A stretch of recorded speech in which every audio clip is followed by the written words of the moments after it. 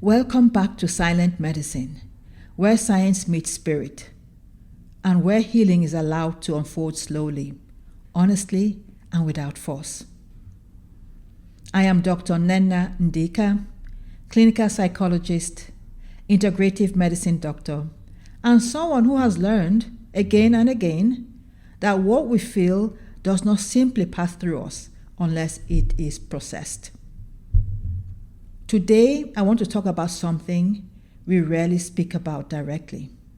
It's emotional digestion. Not emotional expression, and I don't mean emotional processing as a task either, but what the body actually does with feelings once they are felt. There's a moment I've seen again and again in my work and in my own life. Someone will tell me very calmly, I'm fine. I'm over it. I've definitely moved on. And yet, their body tells a different story. They experience shallow breath, jaw clenched, shoulders lifted to their ears, stomach tight. I've lived that too. There were seasons where I did everything right on the surface. I just kept working, I kept functioning, and then my sleep changed. My digestion shifted.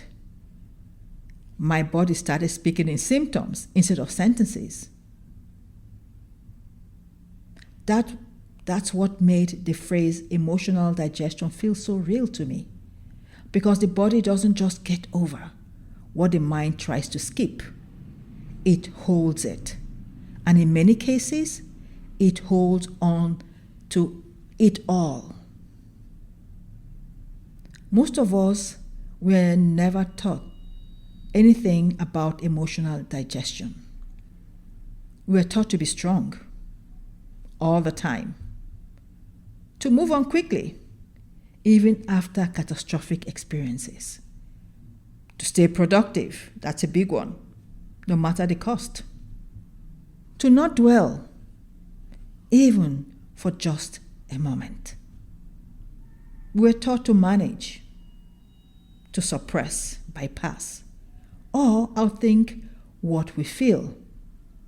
And yet, emotions don't disappear, do they? Just because we don't have time for them? Instead, they fester. Feelings are not abstract. They are physiological, chemical, emotional, and psychological events.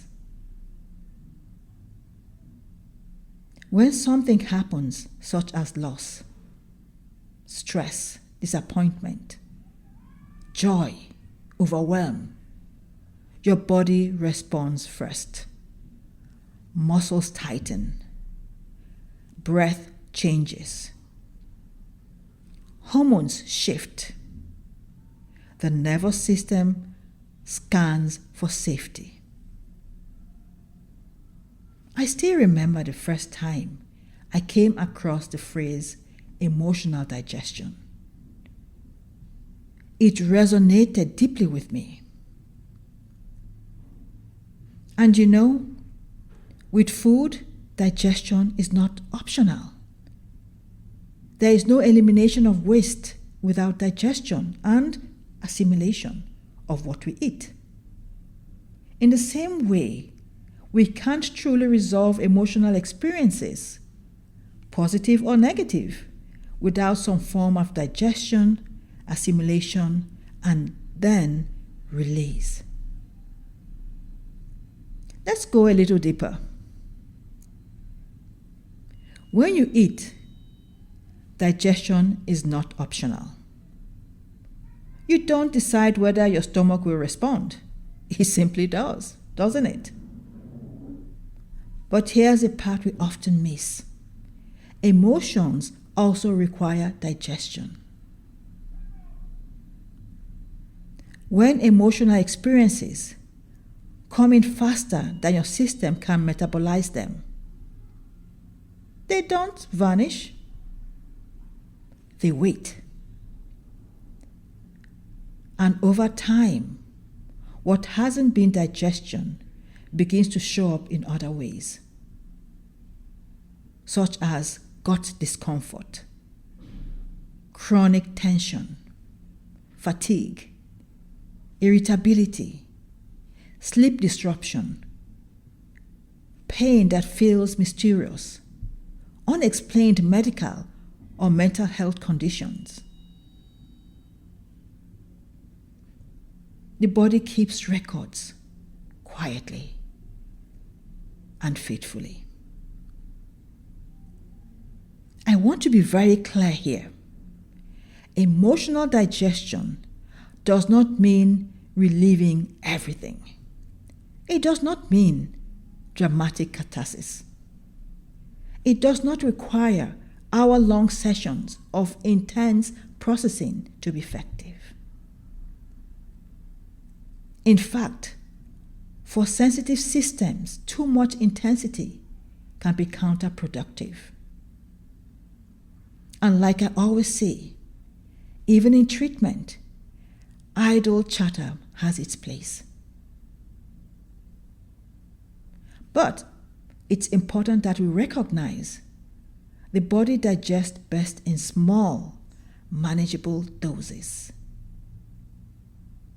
Just like with food. Many of us try to take in emotional experiences the same way we take in information. Quickly, mentally, efficiently. We understand what happened. We explain it. We rationalize it. We tell ourselves why we shouldn't feel the way we do. And meanwhile, the body is still holding tension in the shoulders, the jaw, the belly, the chest. Understanding an experience is not the same thing as digesting it. I'm going to say that again. Understanding an emotional experience is not the same thing as digesting it. Think of emotional digestion this way. It's not about replaying the story. It's about allowing the sensation associated with the feeling to move along their natural trajectory. Sadness might want depth and slowness.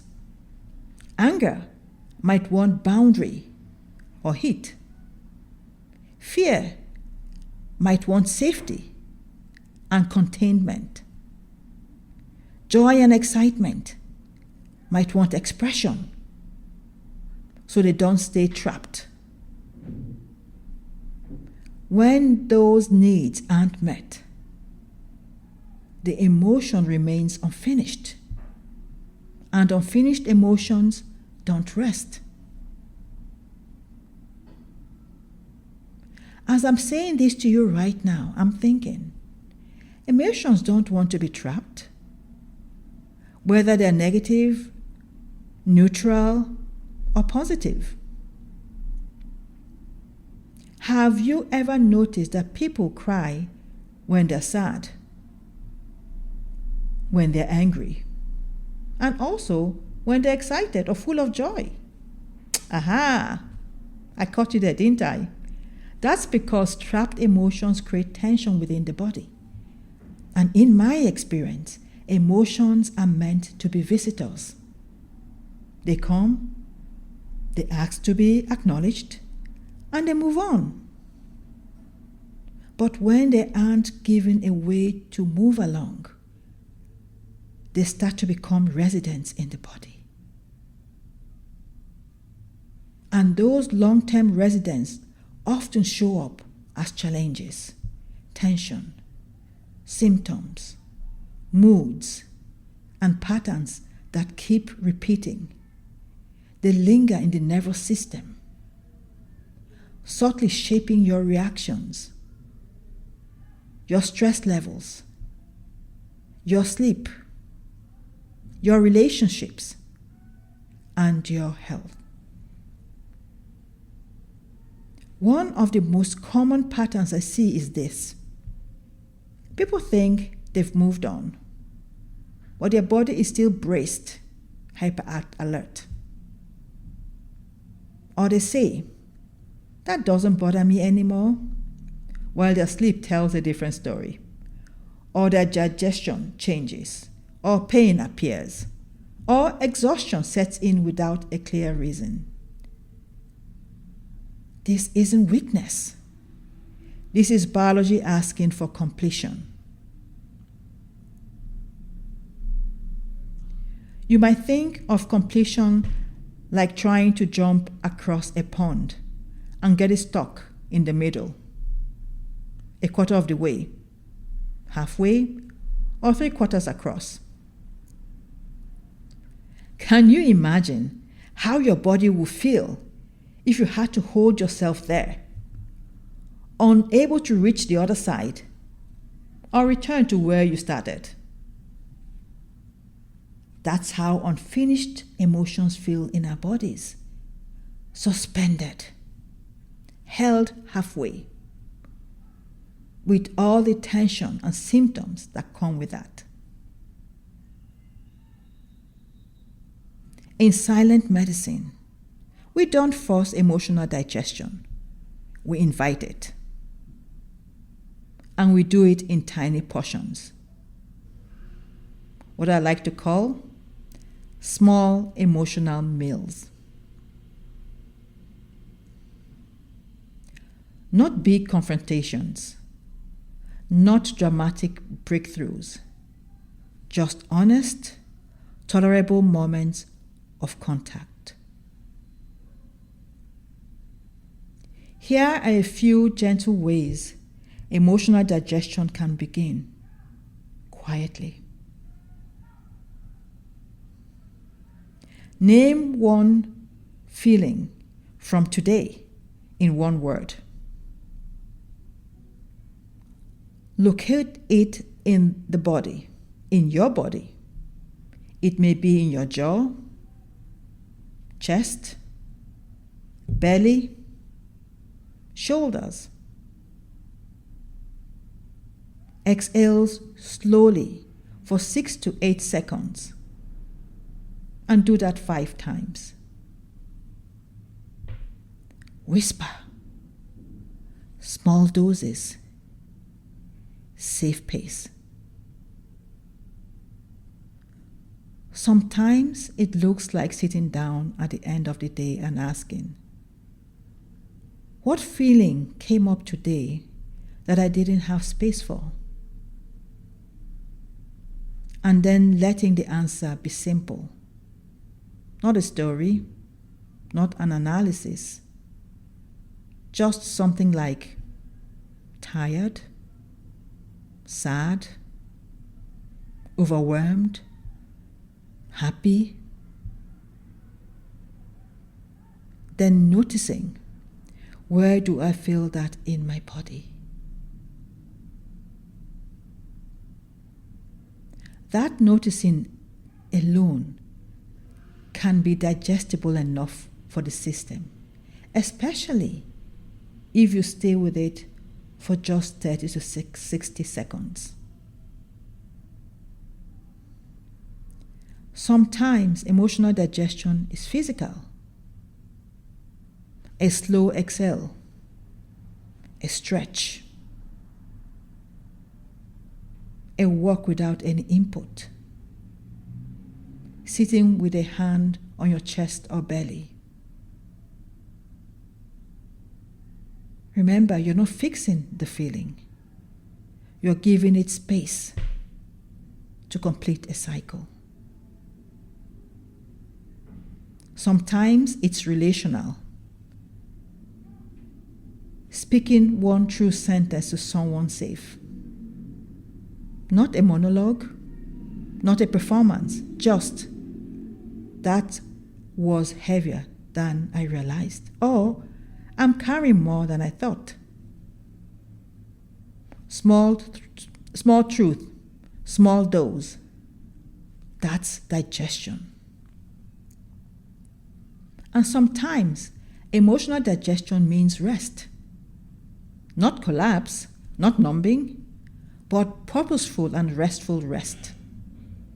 Allowing your system to downshift so unfinished emotional material can move naturally. This is why exhaustion so often follows intense seasons. The body is trying to digest what you didn't have time to feel while surviving.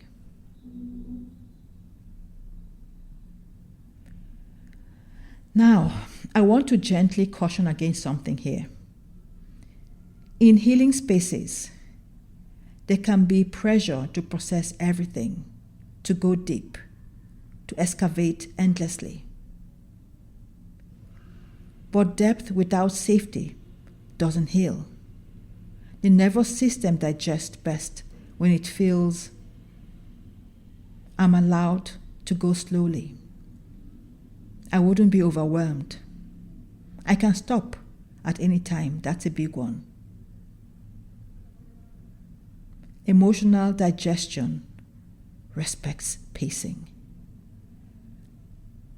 As you listen, you might notice yourself thinking, there's something I've been holding that I've never been allowed to feel. If that's true, just name it internally. You don't have to open it all the way today. You can simply acknowledge that's there. Awareness, noticing, is the first step to digestion. I would like to leave you with a gentle reflection. Not something to do, but something to sense. Over the next few days, if your body could tell you the truth, what emotion might it say it's still carrying? Not why, not how to fix it, just what is it? And what would a small, safe portion of connecting with that emotion look like for you? If you're navigating trauma, grief, or intense emotional states, please work with a qualified practitioner who can support you safely. Thank you for spending this quiet time with me today. If something in this episode touched a nerve in a good way, or helped you feel a little less confused or overwhelmed by it all, you might share it with someone whose body has also been carrying a lot in silence. You can find more calm, practical reflections at silentmedicine.com. And if you'd like gentle support about once a week, you are welcome to join the Silent Medicine newsletter there as well. A gentle reminder before we close, this episode is educational only. It isn't medical or psychological advice, and it doesn't replace working with qualified professionals who know you and your history. Until next time, may you notice one quiet way your body is already trying to take care of you, even if the world hasn't honored that yet. And may you keep listening to the healer within. Thank you for honoring your body's quiet wisdom. I am Dr. Nena, and this is Silent Medicine. I'll see you in the next episode. Take care.